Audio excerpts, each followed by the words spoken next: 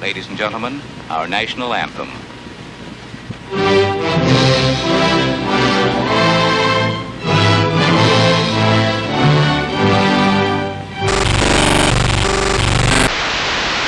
The operatives have been instructed to ensure that the explosives went off at a point that was high enough to prevent people trapped above from escaping.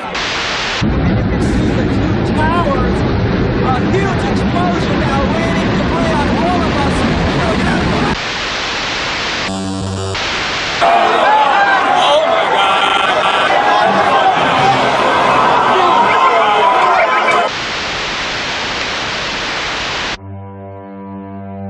We have before us the opportunity to forge for ourselves and for future generations a new world order. New world order. New world order. I'm talking about it, man. 106.6 The Blast. I know you're thinking to yourself, God damn, it's early, man. What's Big Will doing? I'm jacked up on Distant Lands coffee, man. I'm ready to rock and roll, but I'm telling you, man, it's time to wake the sleeper, man. I've been pushing it. Raven's been pushing it. Everybody's been pushing it, man. It is time. We have live Waking the Sleeper on the air with us tonight, man, for about an hour. We got him. And we're going to talk about it, man. We're going to talk about a lot of things. These guys and ladies are doing astronomical things in the music business. And how we kind of came about to collaborate is we're both a part of this show June 9th in Neosho, Missouri, Bands Against Bullying. All the money goes to Restoring Hope, basically an outreach program for suicide awareness and prevention and bullying. And it's basically a counseling service. 100% of the proceeds, man. You got 11 of the baddest metal bands, the most stand-up dudes in this business are coming to do this thing, man. And the only thing that's going to be missing is you guys out there. But we'll talk about that later, man.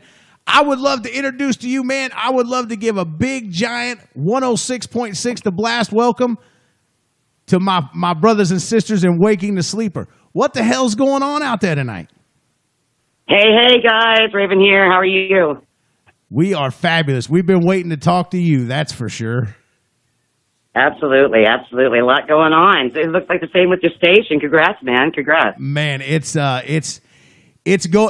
you know how it is in the business, Raven. You've been around. You know, you do your time in the garage, and then you go to clubs, and then you go to big stages, and it's really no different with the radio station. You got to do your time in the underground, you know. Right. Yeah, I've definitely done that about 15 plus years. So. Well, you got, man, first of all, I'd like to thank you guys for all the support, man. I reached out to you guys and instantaneously you guys responded, agreed to do this deal. I know that, and we'll talk a little bit more about it. Your management company, your record label's pushing it. So they obviously support what we're doing here tonight, man. And I just want to shut the hell up and introduce the world to you guys, man. Tell us a little bit about Waking the Sleeper, how it came about, what your vision is for now, you know, in your short-term goals, your long-term goals, man. Tell us all about it. Well, I tell you, it started off at the end of 2016 in December. Kind of the summertime, and me and Sean, Gunny Gunderson, he's the keyboardist. And me and him got together, been good friends for a while. He's phenomenal and very talented. But we started the band and finalized our members to the band December 2016. So we have Junie. I never say his last name right. He's going to listen to this and go, damn it, Raven. But Iwasaki. I hope I said that right. I never say his last name. I just say Junie. I just say Junie, that guy. Yeah, Junie, that guy. But he's our lead guitarist. And then we have Ryan Stab, which is our bassist, and we recently inducted our new drummer, Wes Bannon, formerly of Empire Folly, so Empire Falls, and so that was an amazing addition we added. So in the beginning, and it still stands true with the rest of the band now, but Sean and I, we wanted our band name, to kind of reflect who we are. And our message was, all the corruption in the world. And, we wanted a name that kind of stood for the people, something relevant to today, Right. So a lot of eyes have been closed or veiled, to what's been happening in the world and to themselves. So, we're here to wake them up. And you couldn't have said it better, you know, as I read through some of the stuff and you know, some of the email correspondence we've had and some of the backstories behind some of you guys' music, actually all of your music, and everything truly has a story with you guys. And that's one thing that I find really impressive that you don't get a lot in music anymore. A band will start out strong with a message and then kind of go toward more of a marketable commercial approach, where you guys are making it without having to do that. And I think it's absolutely amazing. Thank you. I appreciate that. So, you know, I guess, you know, you're going to meet up with the rest of the band here in a little bit. So we got Raven for a while, man. So kind of tell us, I'm really just kind of infatuated with your vocals. I can't lie. I mean, as far as female vocalists in metal, there's obviously your standouts. You know, OTEP, Maria Brink. You can even throw Amy Lee in there. But I'm telling you, if you guys out there listening for the first time haven't checked out Waking the Sleeper yet, I suggest you do so, because I'm telling you right now, Raven's vocals will absolutely blow your mind. The way the band has put everything together. And that's one thing that I really want to talk to you about, Raven, is, and maybe, you know, we can touch on it more when we get the rest of the band in there. But take me through some of the writing process. How do you guys come up with the dynamics of the songs to really bring your message to light like you want it to, you know, so successfully? Because a lot of bands find that hard to do. You know, that's something that's very unique about us, is that we're all very influenced by other influences, and we've all taken individually the influences that did influence us to create exactly who we are and what we're going to be individually in music. And so coming together and uniting in music like this, we allow each and every one of us to be exactly that. And the music you hear is what we collectively bring. So it's not just a one standard. It's all of us combined to bring that sound that you hear. So it's not, I know a lot of people say it's hard to pinpoint, you know, what kind of genre we are, or who we might sound like, because you really can't. You know, we are exactly who we are, and we have our own unique sound. Absolutely, 100% agree. And you know, you've been around the music business for a long time too, so I'm sure you can relate to when I say this. At a certain point in the music business, you really become opinionated in the way you feel about music in general, and new things that are coming out, and music classifications and such, right? So when I hear Waking the Sleeper, I hear so many different things, but like you said, it's not enough to pinpoint any particular. You guys cover the spectrum of rock and roll from just straight up rock and roll to just in your face metal, and you do it well, right? And you do it seamlessly. And it's something that a lot of bands out there really struggle with, as I'm sure you're aware. You know what I mean? I mean, it's something that you really have to have a group effort each and every time to make it happen. And I think that's one thing that does portray through Waking the Sleeper's music, is that it is a group effort. There is no one person running the band, as far as I can tell, right, musically. You know what I mean? Yes, it is exactly that. Every one of us is very important and vital to the music that we produce out there.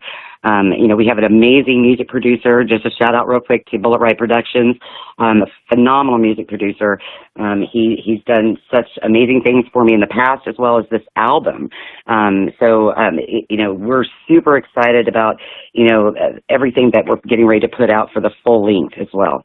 Yeah, and there's a lot of people excited about it. So tell me about that. You guys get to a point to where you know, you obviously hook up with a management company and you get a record deal, man. Kind of take me through that process. Take the listeners through the process of actually scoring a record deal.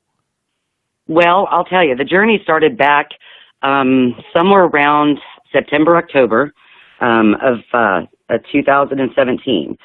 We had already gone out for about 6 months. I mean, we had just got out at the end of February. Rock Rage Radio kind of got our start, blasted us, and just kept going. And then this next radio station came along, next one came along, and we just worked our asses off, went out and started touring literally at the beginning of March.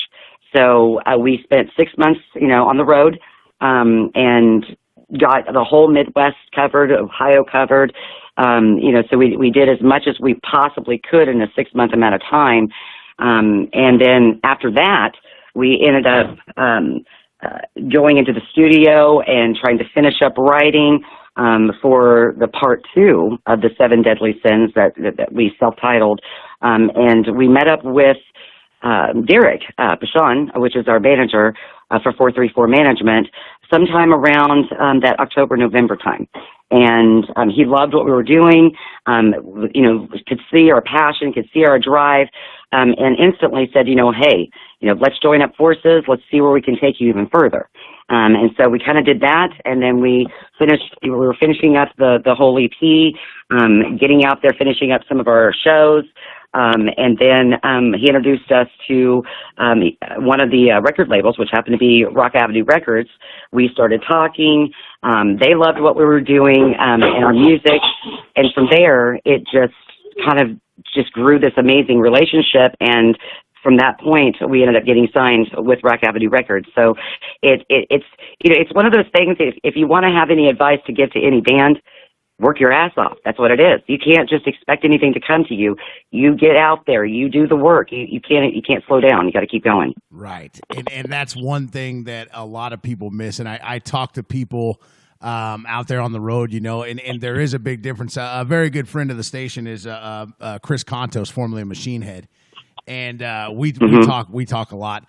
And he's big on that, especially out in his area, the Bay Area, where the thrash metal scene is kind of still thriving. It's the bands out there that are still posting up flyers on the telephone poles that are making it.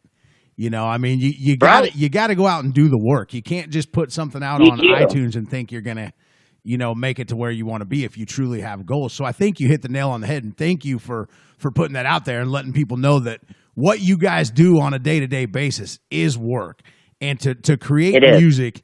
And to create music that not only you love and that you're proud of, but all the people down the line from you, your management company, your record label, your fans, everybody are going to embrace and love, it's work. Mm-hmm. And it is. You guys just do it so well, man. You make it look easy. Well, I tell you, I feel like I have the best job in the world, honestly. I mean, it takes up probably most of my time, but at the same time, I don't feel like I'm working, if that makes sense. Right.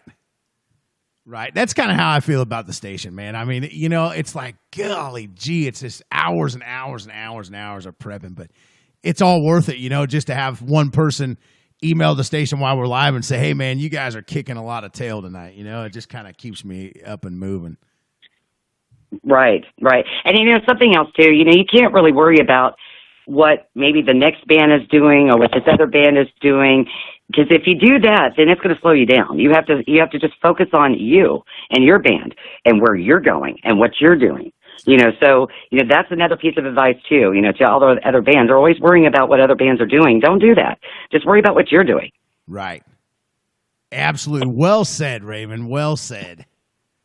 So let's talk about let's move forward. So we've kind of covered the backstory a little bit. We've kind of covered the process of getting the record deal with the management company, stuff like that. Tell me a little bit about what you guys, and I know there's probably, since you guys are in the middle of negotiating contracts and stuff at this point, there's probably a lot you can't talk about. But whatever you can talk about, let the listeners know what to expect from you moving forward over, say, even the next 3 to 6 months. What can we expect out of Waking the Sleeper? Well, we just got back, from playing Rocklahoma on the Dark Side stage, and this was our second year that we played there. So it was amazing to see all the fans from last year, and we got to meet some of the new fans that we've acquired over this last year, and it's really become a family to us out there at Rock. But our next show is going to be June 9th over there in Neosho, Missouri at the Banskins Bullying. This will be our second year as well performing there. And we're very, very humbled to be a part of such an important cause. This brings, is to bring, our communities together and to bring awareness of, all the horrendous crimes, that our youth and even our adults are having to endure today in society. It's the bullying has taken on a whole new face, if you will, comparatively to when, like, me and you were growing up. Right. So, big thing.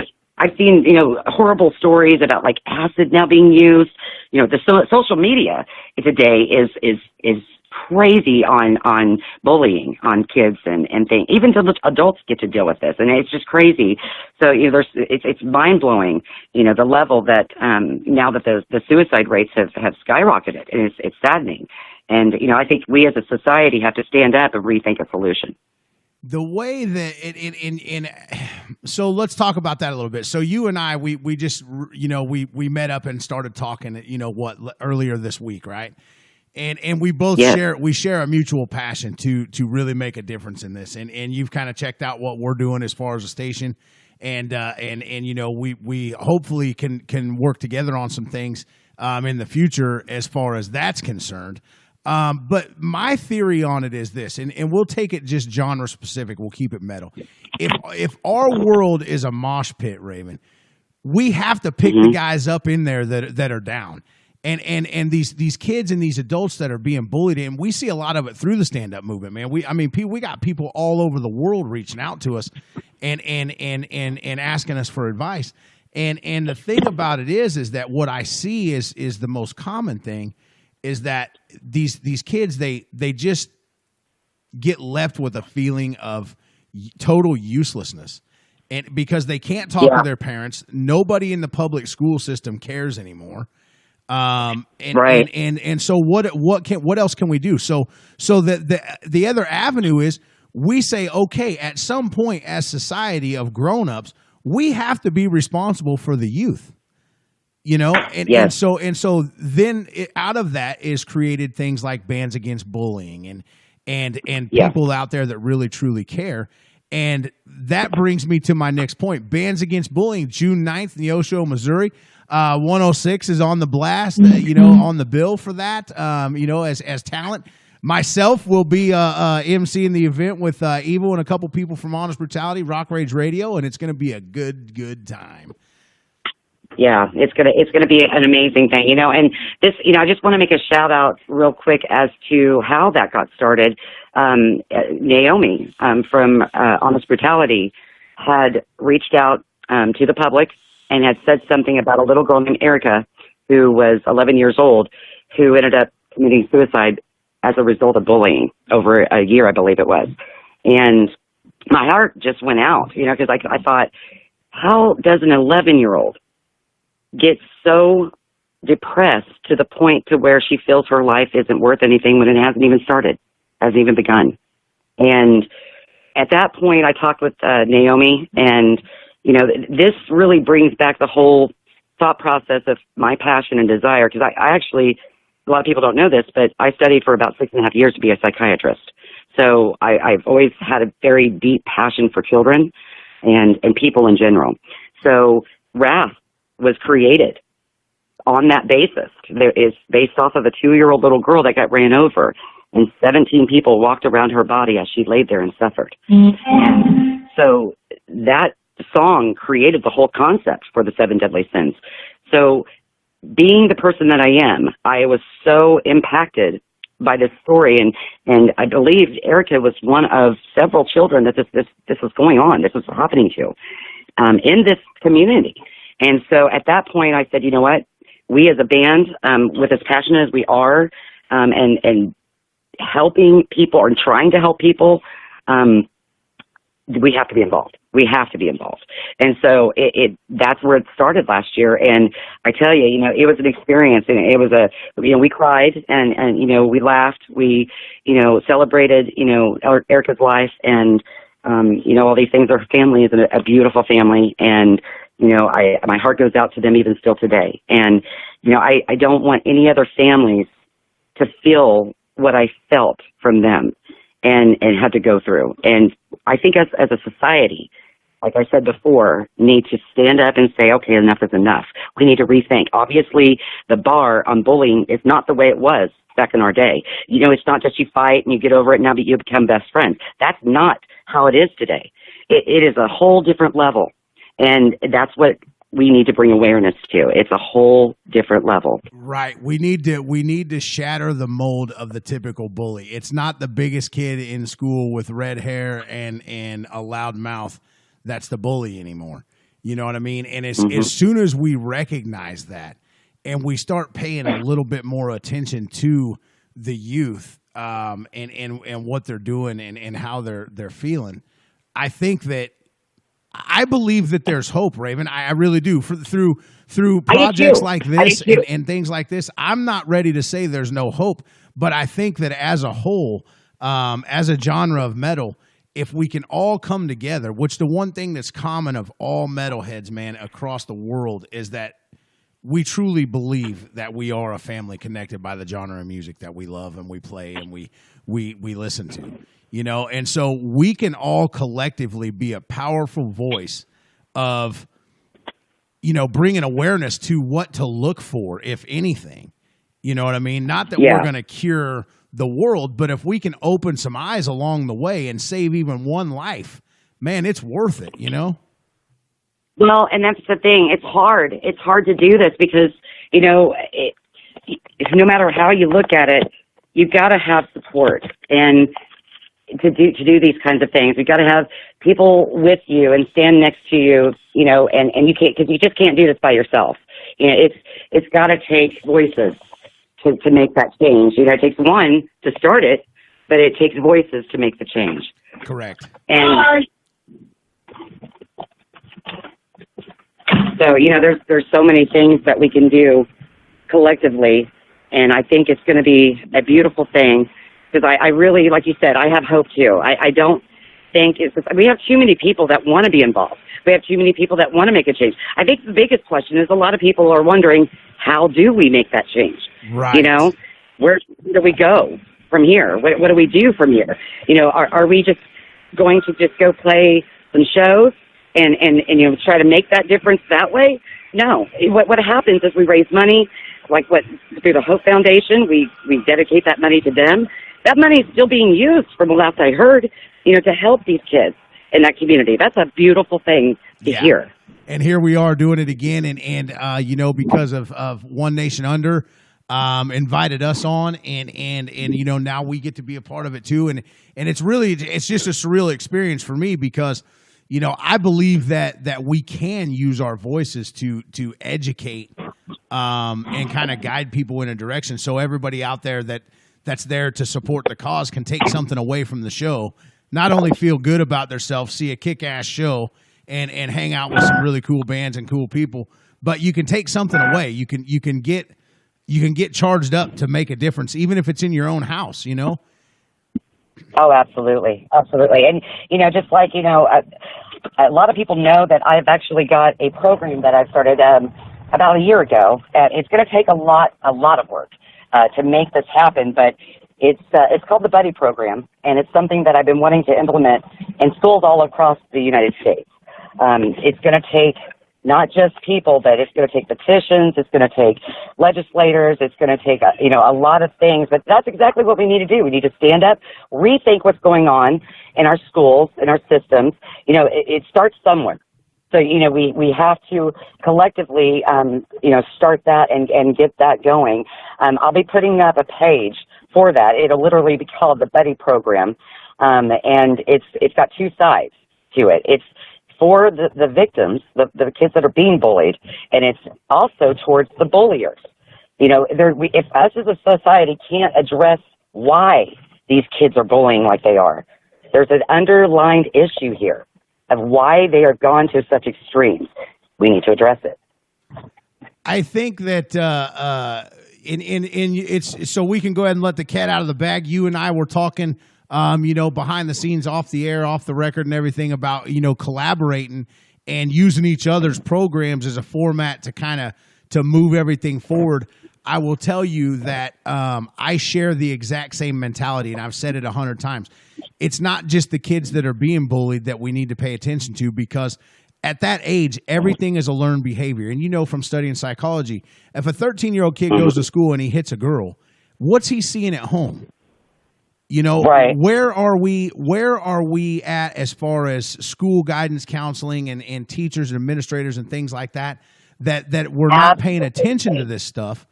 And statistics tell us that as of right now, and I'll talk about this on stage actually at the show, you know, is statistics tell us right now that over 166,000 kids a day in America skip school because of bullying. And Yeah. my thought process is this: if we can reach those 166,000 kids, Raven, and we can tell them you can be a powerful voice, go stand on the steps of the Washington place and let your voice be heard. That's a powerful voice. Absolutely. You know, that's a Absolutely. powerful Absolutely. voice. You know, and I think that, you know, with where even bands, you know, I've seen some of the bands, you know, I've seen like, you know, some of these bands come out with these songs that are talking and speaking about this crisis that's going on in America. And I think I love that because, you know what, we need to be addressing, I think if you're going to create music, that's always been my way of thinking. If you're going to create music, what's your message? What are you trying to get out there? Who are you trying to help? And what are you trying to do? What is your objective here? And so to me, if you're just creating something that has no meaning, it always irritates me when I hear songs that have no meaning. So to be able to see some of these bands doing that, that's a beautiful thing. I love it, and I wish we had more doing it. And, you know, it does, even with a song, you could take a song and it gets a lot of views, a lot of people hear it. Then it starts to go viral. Then other people hear it. You can utilize that song, you know, to reach the masses and utilize it as a message. And I think, you know, that's one step. You know, that's one step. And then you can take, you know, these groups of people that collectively get together because of the reasoning behind it. And like you said, go step on the steps, you know, pound on the doors, you know, say enough is enough. We all need to stand up and rethink a solution, you know, to help the society in general create a resolution.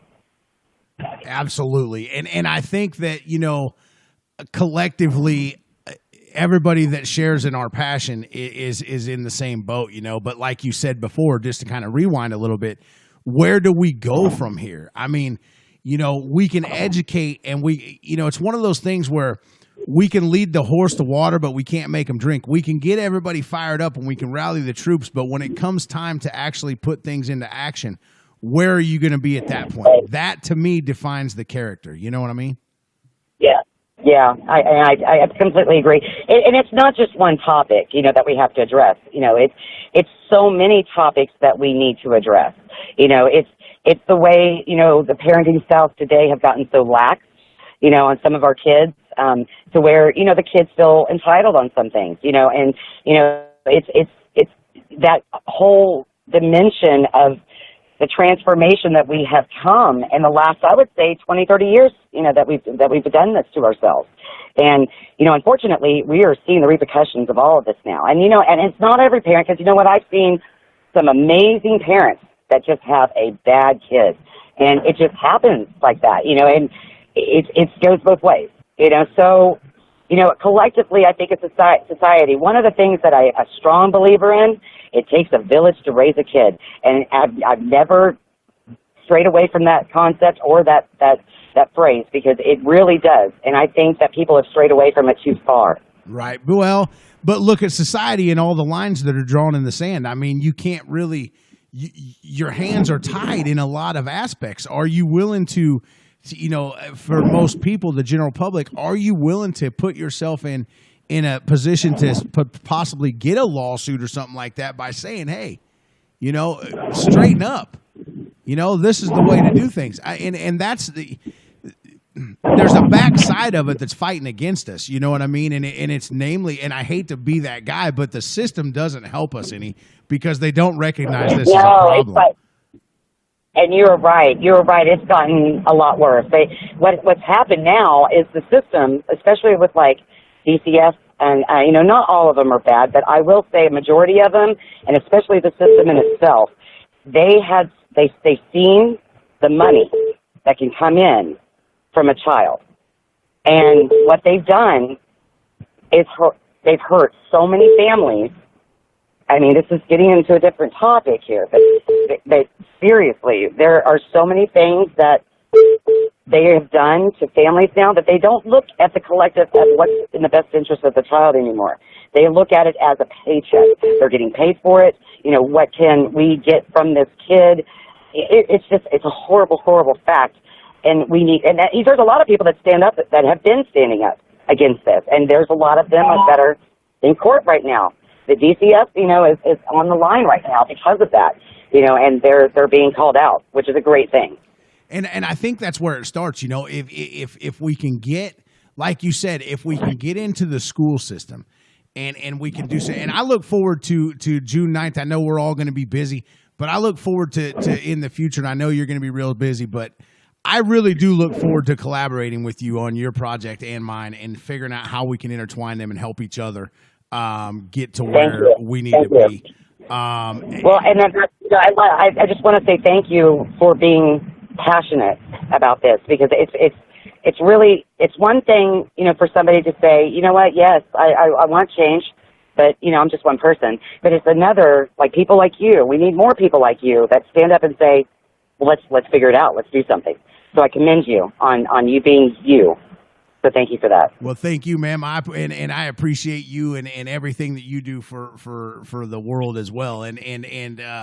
But like you said, this is how lifelong friends are developed right here. This is a long-term relationship between myself and Waking the Sleeper and Raven, and we're going to collaborate on things. So expect a lot. I'm just going to tell you guys out there listening to this, expect a lot of support for Waking the Sleeper from 106.6 The Blast and anything else that Big Will tags his name on. I promise you, I always will stop at nothing to help you guys go to the next level, and whatever we can do as a station and in a world of listeners.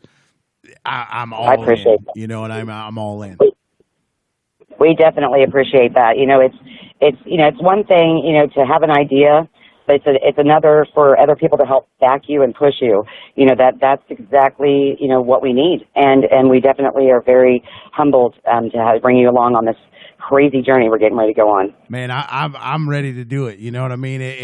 I'm honored to be a small part of the big world for Waking the Sleeper ahead, man. And I know that we've got a long, prosperous careers ahead of both of us, and that we're going to remain in contact and let our friendship and our business relationship just kind of grow on a different level. And that's what this is all about, and it's just a great thing, man.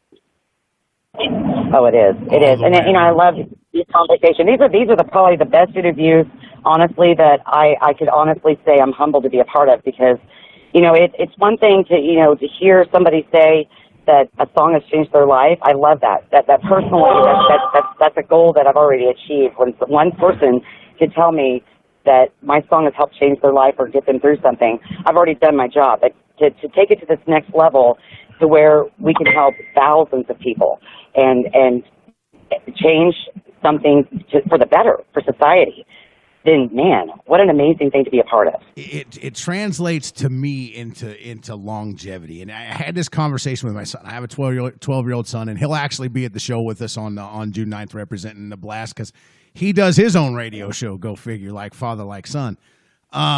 So he'll be out there with us hanging out, and definitely looking forward to. He wants to meet you guys, and he says, Dad, I want to hang out with some rock stars, and that's cool, man. That he's but yeah. And we do have we will be probably releasing the full album towards the end of this year, but we're going to do something a little special for some of our fans. We've got these new songs, which is on the part 2 of the album, that, like I said, it's going to be releasing at the end of this year, but that's through our record label, Rock Avenue Records. But what we're probably going to do is take one single and from the new album, and then we're going to release that as a part of a GoFundMe that we're going to be putting up here pretty soon. We have to. We exploded so unbelievably, grew so quickly this last year. We have like 4 or 5 different tours that are being planned right now, and we've got to finish up stuff financially through our music studio. And so with that being said, being a brand new band, that has taken a financial strain on us as a band. And I've never been a GoFundMe person, but I think at this point we have to. We have to. There's no way for us to get out there to these fans that want to see us, all over the country, unless we get some kind of financial backing support. So and let that statement be a staple to everybody that thinks that just because you get a record deal that you're rich and famous. It's just not everybody has Snoop Dogg money. You know what I mean? No, that's not how it is. It's not how it is at all. I mean, yeah, it's not the 1980s anymore. You know, not at all. Speaking of Little Will, he's just walked into the morgue. What's up, dude? Hey. I'm right in the middle of an interview with the band called Waking the Sleeper that is actually going to be with us June 9th at the show. So you can sit down and listen in and you know, weigh in, brother. Oh yeah. Cool kid, man. I mean, he's definitely you'll see, man. You'll see the family resemblance between us.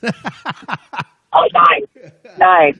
He's definitely he's a good kid, and you know, I think about, you know, my passion for this whole bullying thing comes from because I've done a lot with the youth ever since I've been, you know, an adult. You know, for coaching Little League football to you know, youth events and things like that, and just trying to make a difference, right? But I think about it in the as a parent, and when I do it and I do these things, I think what sets me and the stand-up movement apart is that I'm not doing this just to protect my child. I'm doing this to protect everybody's child out there and their kids and longevity. You know what I mean? I want to I want to raise such a shitstorm that people have no choice but to listen to us.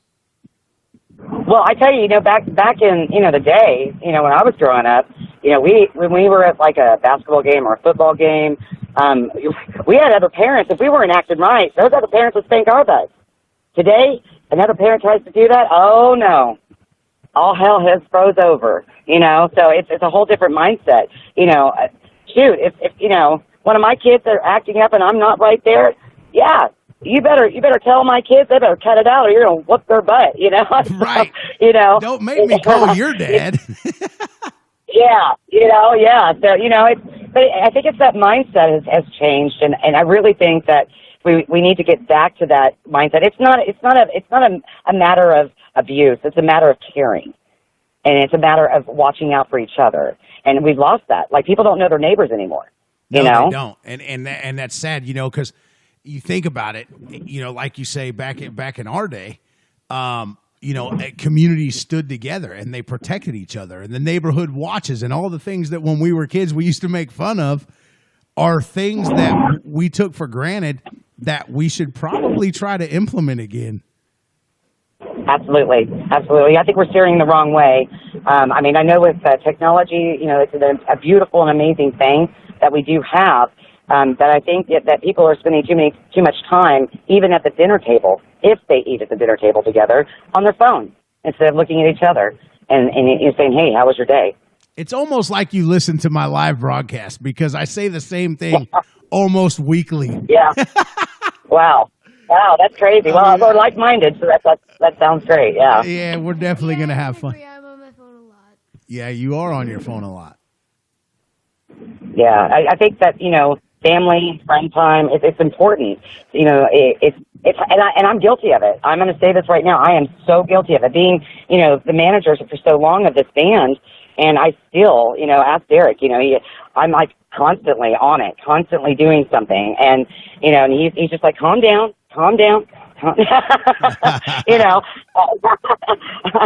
but I'm a go-getter, and so because of that, you know, I'm very, you know, guilty of that as myself, of, you know, having to say to myself, I need to put my phone down. Right. You know, and I get that too, because, and I actually talk about the same thing because, you know, having the station, having, you know, everything else, it's like, man, I always got to be on social media. And if something comes up, I got to jump on it. You know what I mean? I got to get it out there. Right. And then it's hard for me to tell my son to put his phone down if I'm on mine, you know? And so. Pretty much, that's exactly why I'm going to go upstairs and play on my phone. Go ahead. I'll be up in a little bit. Anyway, so let's kind of get back to this June 9th show, man. What can we expect from a Waking the Sleeper show? Like, say you're explaining your show to a bunch of people that have never seen Waking the Sleeper. What can we expect from your show? Well, I tell you, honestly, it is a journey. Everybody goes through their own personal journey, and that is exactly what this concept album is about. It's about everybody going through their own personal journey, through all the sins, because we all go through them. Sometimes all of them daily. It's us figuring out exactly who we are in the end of it. Who are you? Who do you want to be? And I think it's taking a step back for a moment and being serious about you and looking at yourself in the mirror and saying, you know what? I'm important. I need to find who I am. Because I think a lot of us don't do that enough. I think that we're so concerned with how much others think of us, we don't take the time to think what we think of ourselves. Right. And that's a big problem that I try to teach people. I mean, I do a lot in the community for people, man, as far as outreach goes. And I tell people, my biggest saying is you got to be comfortable eating at the dinner table by yourself before you can ever be comfortable eating with another person. A lot of times people, and that's why we have kind of the dual side of each sin. It's literally based off of Dante's Inferno versus the Bible. So it's you going through the hardest of the hard and being ashamed of yourself and doing all the things that you knew you probably should never have done. But it's the recognition of those sins to yourself to fix it the next time around. If you don't learn by your own mistakes, then how are you supposed to grow? Right. God, I love it. Like you said a little bit ago, these are the interviews that I love the most because it's like we can sit and talk music business all day, but we're both in it. That's not fun. You know what I mean? Yeah. People want to get to know you, through the blast, and you guys obviously want to get to know the blast a little bit more intimately and work together. Right. And these kind of interviews are exactly what do it, man. Right. I want to say again, man, to everybody out there listening and to you guys, on a public forum, thank you so much, Raven and Waking the Sleeper for taking time out of you guys' busy schedule, man, to jump on board and do this thing, man. I really appreciate it. Oh, absolutely. Absolutely. I appreciate you bringing awareness to the Neosha show, putting that out there for the public to even know it's there and what we're doing and what all the other bands are there for and the Amazing Cause and all the foundations and, the Hope Foundation, what they're doing for that community.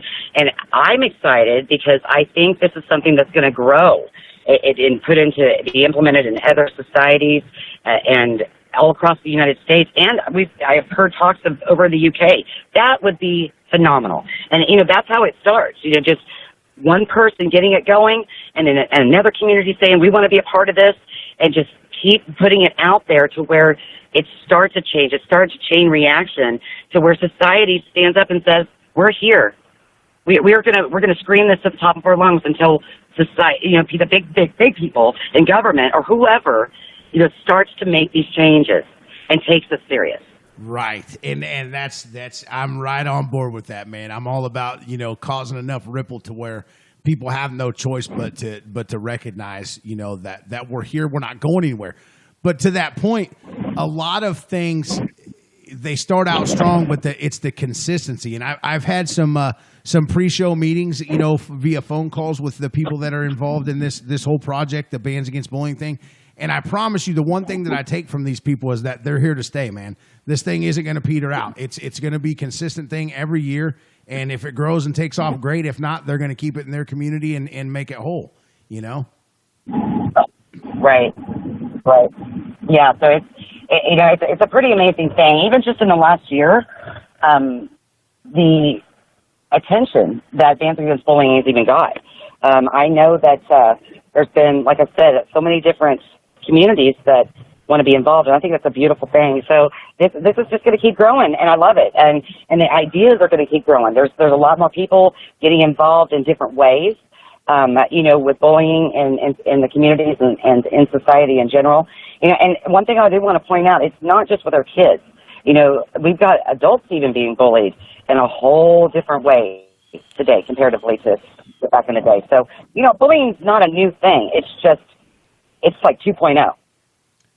And I think now, you know, as far as I can see, and you can correct me if I'm wrong, but you know, one thing that we always overlook talking about when we talk about bullying is you know, sexual harassment is such a big thing, and I challenge anybody to tell me that I'm wrong, and I do this on the air. If being a female in high school today isn't the definition of sexual harassment, you're absolutely crazy. You're blind to the ways of the world. I would hate to be a teenage female. Well, I think the values, that's the problem, though, and you're absolutely right. I think you think about it like the values, the morals and values of yesterday are just not quite there anymore. So if those are gone, then how is a young man supposed to respect himself, more or less a woman? Right. And see, that's to me, it's about persistence and education. And at the same time, we as the people that are the voice, we do truly have to lead by example, because people do watch us with a very diligent eye, you know? So that's the other part of it for us is, like you said, you know, you can't just write a song about it and then not live it, because people are going to connect to the song and then they're going to watch what you do. You know what I mean? Right. And so, you know, we have to be true to what we're telling people, and for us to be taken seriously. There's just so many. I mean, we could talk all night about it, but the point of the matter is that you know, June 9th, we're going to come together. 106 The Blast, Waking the Sleeper, One Nation Under, Honest Brutality, Rock Rage Radio, a bunch of other sponsors, and some great people, some great bands, Switchback, Severmind. The list just goes on and on and on. And I know myself, I repost the post almost 2 or 3 times a day, just because I want to be that much of a pain in the ass that we bring some people to the table. You know what I mean? And that's, if anything, just feel sorry for me and come out and support the cause, you know? Right. You know, I mean, it's one of those deals where I'm just that passionate about it. I don't care. If you don't want to look at what I'm posting, don't look at it. You know what I mean? Somebody's going to. Right, absolutely. Yeah, no, I do the same thing. And you know, I love the fact of your passion of it. And I think that's a great thing, especially for a station to be able to be so involved. It says a lot. It says a lot about your station. So I commend your station and you. Well, we thank you, and we definitely, we definitely welcome you guys to the Blast family. And you know, like I've said before, and I'll say it 100 times, anything that you guys ever need from me, don't hesitate to reach out to me. You know how to get a hold of me on a personal level. We ain't gonna put that out on the air, of course, but you know, it's just one of those things where if you ever need anything, or anybody in the band needs anything, or your crew, man, don't hesitate to reach out to me, because I'll do what I can to get there. You know what I mean? Well, I definitely appreciate that. When we get done here, I know I've got to meet up with the boys, but here in the next few days, I will definitely send you over some of the sightings and some of the things that we've been already working on with the buddy program, and some of the things that we can incorporate together. We'll see where we can go with that, and see if we can start doing some serious change. It's not a matter of if we're going to go. It's a matter of where we're going to go, because I believe that both projects in line are going to, we can team up and be a very powerful voice. Oh, absolutely. I agree. I absolutely agree. And, you know, I'll tell you something about our fans. We have some of the most dedicated, most amazing fans I know that, you know, I'm being a little biased here, but we really do. I mean, we have some of the most amazing fans. So I definitely want to do a shout out to all my fans. Thank you so much for supporting us the way you do. In the last year, you guys have come out and done so many amazing things for us, just as a band, and our causes and everything that we do. So thank you. Definitely, man. And thank you to your fans for you know, embracing us and you know, either downloading the app or listening on their computer and checking this out. And I guess I don't know that we actually ever cleared this up, but I like to record these interviews and I like to put them in the form of a podcast. Is that okay with you guys? What was it? I said I like to record. You know, everything that we do is recorded, but I like to put them out as like a replay, as in the form of a podcast. Is that okay with you guys if I do that? Oh, absolutely, absolutely. Okay, cool. So anybody that missed this interview, man, you'll be able to catch it on our YouTube channel, 106.6 The Blast. You can go there and hear the interview in its entirety, and it'll be up there forever. You know what I mean?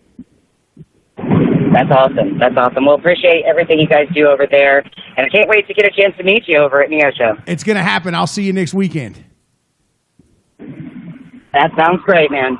Hey, thank you again, Raven, and Waking the Sleeper, man. Go kick some ass, and I'll see you guys next weekend. All right, man. Talk to you guys soon. Thanks for having us. Yes, ma'am. Thank you.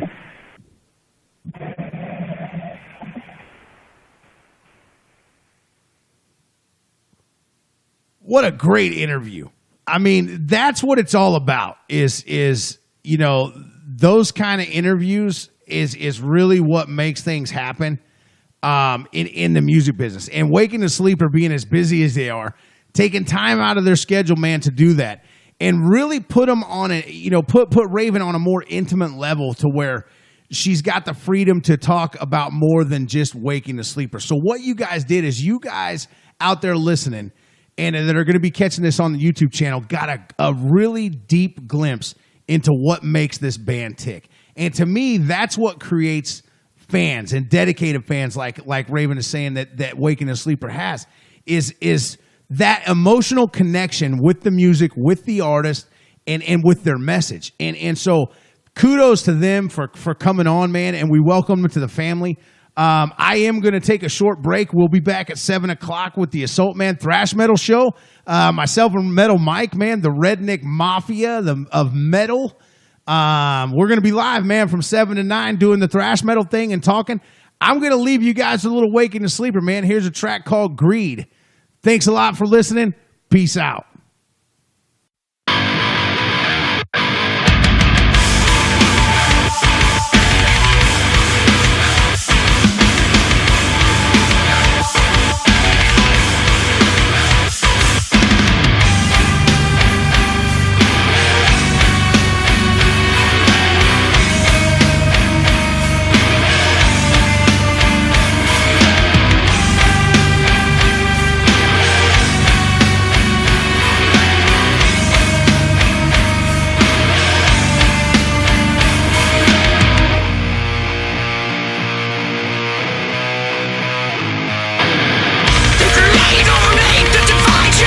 Manipulate, perfect mind control. Everything that you thought